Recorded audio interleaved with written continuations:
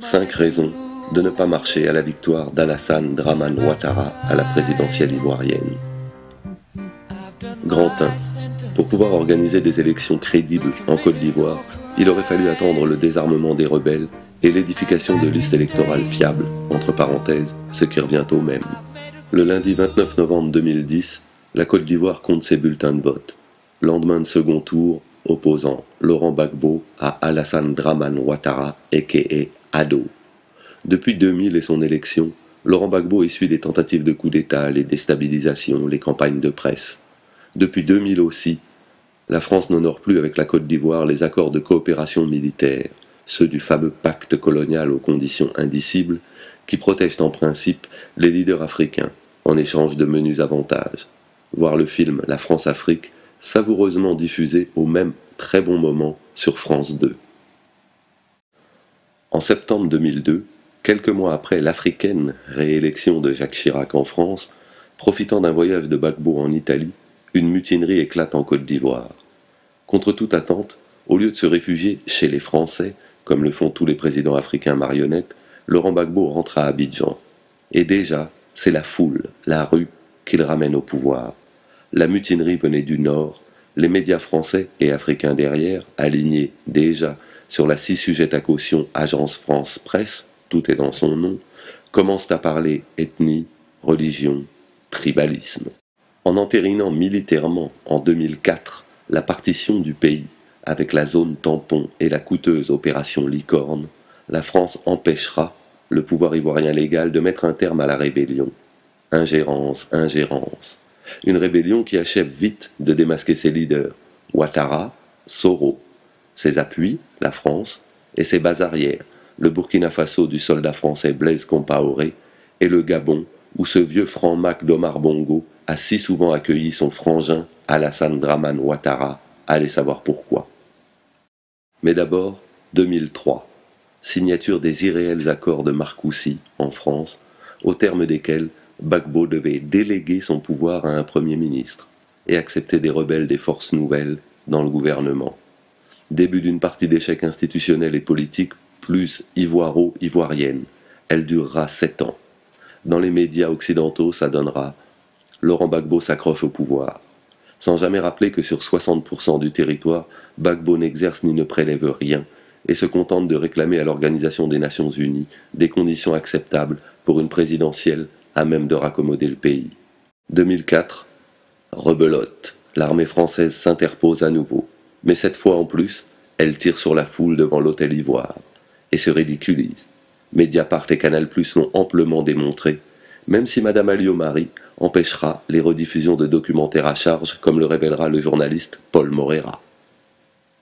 2005, africanisation de la crise, avec l'entrée en scène de l'Afrique du Sud, ce qui donnera lieu à des négociations burlesques, lors desquelles l'ancien président Henri Konan Bédier du PDCI, héritier d'Houphouët-Boigny, et de fait aux côtés des rebelles, ainsi que le lui a plus loin commandé Chirac, sort régulièrement de la salle de réunion pour appeler Paris et se prononcer ensuite.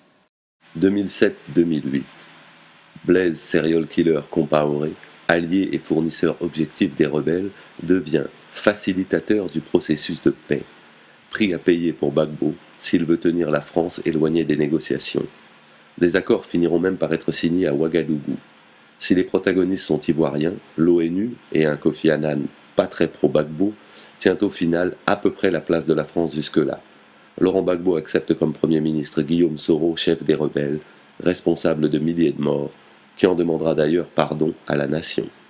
Au terme des accords de Ouagadougou, la feuille de route semble clairement définie et dans un ordre évident. 1. Désarmement des rebelles au nord. 2. Édification de listes électorales fiables. La population a triplé en 30 ans grâce à l'immigration massive des pays voisins. 3. Organisation d'élections présidentielles à même de garantir la souveraineté complète de l'État ivoirien sur la totalité du territoire. Le tout sous l'égide et la haute bienveillance de l'Organisation des Nations Unies. Pas besoin d'être grand clerc ni spécialiste de l'Afrique pour convenir que 2 points. 1. Les rebelles n'ont pas été désarmés par l'ONU avant les élections. Qu'aurait-on dit si Laurent Gbagbo les avait à nouveau repoussés? 2. Les listes électorales ne sont par conséquent pas fiables, surtout au nord, ce qui facilitera grandement les bourrages d'urnes et les émissions de cartes d'électeurs indulgentes. 3. Les élections ne se sont donc pas déroulées au nord dans des conditions onusiennement ou ouagadougouennement acceptables.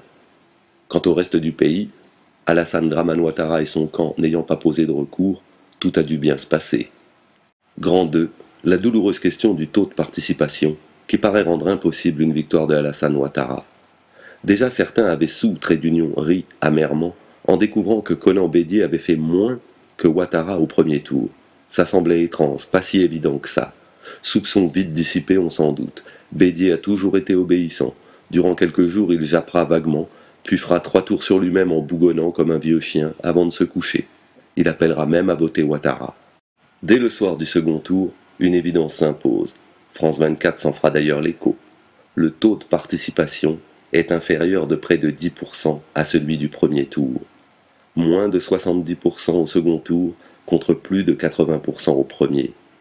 Alassane Ouattara ne pouvait arithmétiquement gagner qu'en bénéficiant d'un report parfait, complet, total, des suffrages portés au premier tour sur son vieil ennemi Bédié.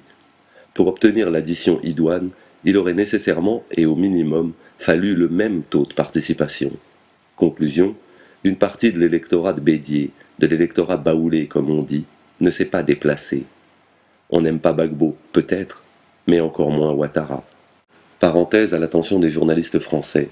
L'ivoirité, sur laquelle, tels les cuistres de bistrot ou les militaires français aboiqués en 2004, vous avez tant ironisé et glosé, tant sous-entendu, ce n'est pas Laurent Gbagbo qui en est le père. Le concepteur, c'est Henri Konan Bédié, dans les années 90, pour sortir Alassane Dramane Ouattara du jeu électoral dans lequel le remettra plus tard en gage, manifestement inutile de bonne foi, Laurent Gbagbo. Dès le 28 novembre au soir, une fois connu le taux de participation, pour les observateurs sérieux, Laurent Gbagbo avait gagné. Grand 3, Aurore Berger. Lundi 29 novembre 2010. Vers 15h30, des observateurs sérieux, ils sont même français, constatent sur Twitter qu'une rumeur circule, insistante, déjà reprise. Ado gagne avec 55%. Remontant le fil de la rumeur, ils parviennent jusqu'à une jeune responsable UMP, Aurore Berger, proche de Valérie Pécresse, candidate malheureuse contre Benjamin Lancard pour la direction des Jeunes Populaires, SIC. Liée ni de près ni de loin apparemment, ni à la Côte d'Ivoire, ni à l'Afrique, ni à la coopération ou à la francophonie.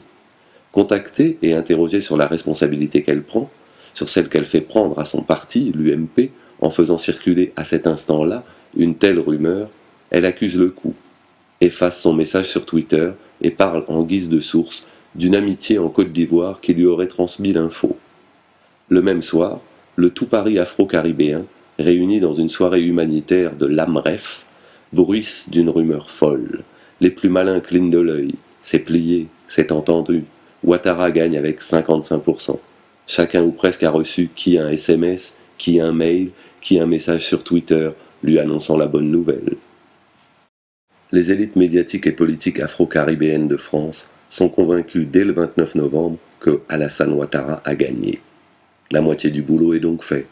Dans quelques heures, les journalistes français vont commencer à solliciter ces mêmes élites, histoire de prendre la température, de se doter d'une importante opinion, de savoir quoi penser. Parce que pour eux quand même un peu, Gbagbo ou Ouattara, c'est Bamboula et compagnie. Parenthèse, rappelons à cet instant qu'à la suite d'incidents, au premier tour, provoqués par ceux qui y avaient objectivement intérêt, et sans que cela ne défrise personne dans les médias, la diaspora ivoirienne de France, la plus importante, a priori acquise à Gbagbo, n'a pas voté. Elle a été éliminée, pour cause d'incidents. Pourquoi l'annulation pure et simple des votes de la diaspora française pose beaucoup moins de problèmes que celle auquel a procédé le Conseil constitutionnel ivoirien pour les régions du Nord litigieuses. Le monde entier, enfin, le monde occidental, est désormais convaincu que Ouattara a gagné, que Gbagbo a perdu. C'est décidé. Merci Aurore Berger. Grand 4. La commission électorale dite indépendante, CEI, et le Conseil constitutionnel ivoirien. La commission électorale dite indépendante, mais en fait à 90% ouattariste, n'est pas plus indépendante que le Conseil constitutionnel, mais lui est légitime et constitutionnel. La commission électorale dite indépendante ne peut et ne doit s'exprimer que devant la Côte d'Ivoire, les médias ivoiriens donc en premier lieu.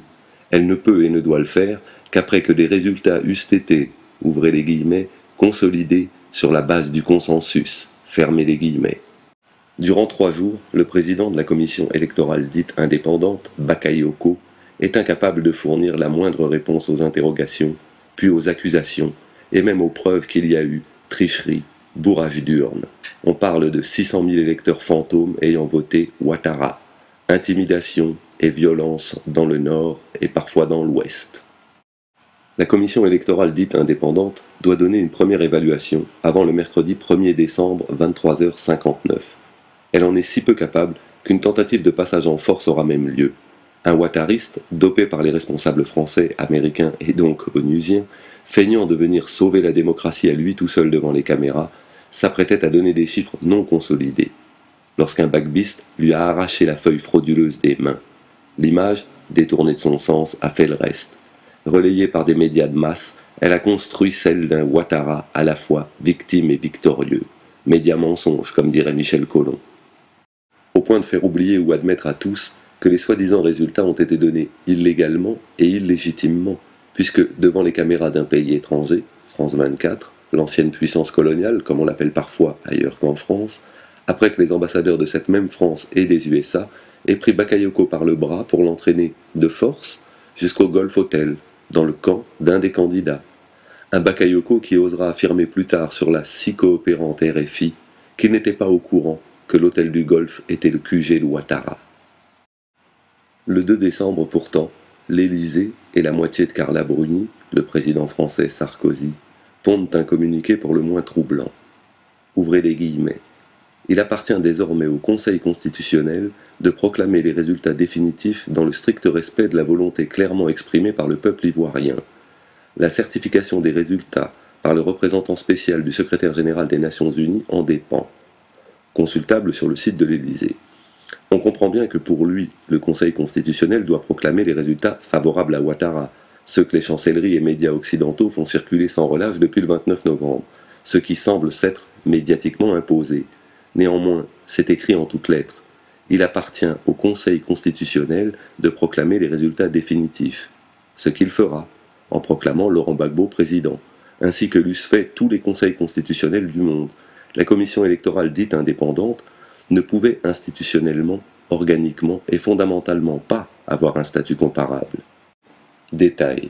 Le camp Ouattara, se ravisant, essaiera à longueur d'interview d'imposer un taux de participation finalement corrigé à plus de 80%. Il a certes l'avantage de rendre arithmétiquement possible la victoire, mais à part les complices, par leur silence, journalistes français, personne ne prend ce taux de participation nouveau au sérieux.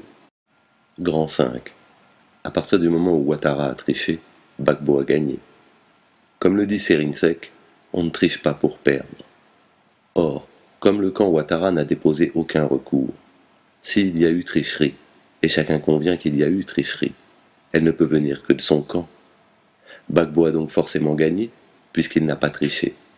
La démocratie, j'ai bien compris la leçon, ce n'est pas juste un scrutin, c'est une morale, un respect des institutions et un esprit, genre Coubertin. Qui oserait déclarer vainqueur un tricheur? À quel peuple pourrait-on souhaiter un président qui piétine ses propres institutions? PS. Parlons d'institutions. On a cru un temps que l'UA était bien celle qu'on croyait, celle qui avait commencé par enlever le haut en 2002 avant de nous montrer son cul à Addis en 2011. Mais à y bien re-regarder, que disent les conclusions de l'UA d'Addis? En somme, la même chose, et dans les mêmes diplomatiquement choisis termes que la Russie. Ado est bien le président, oui, à condition qu'il se fasse proclamer tel par son Conseil constitutionnel. PS2, le président ivoirien, c'est donc bien Laurent Gbagbo.